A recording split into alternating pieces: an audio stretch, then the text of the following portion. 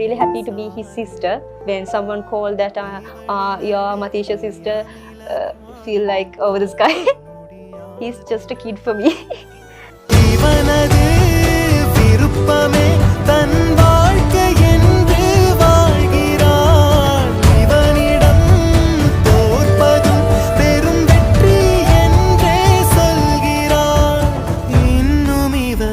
குழந்தையாய் பார்க்கும் இதயம் வாங்கினார்.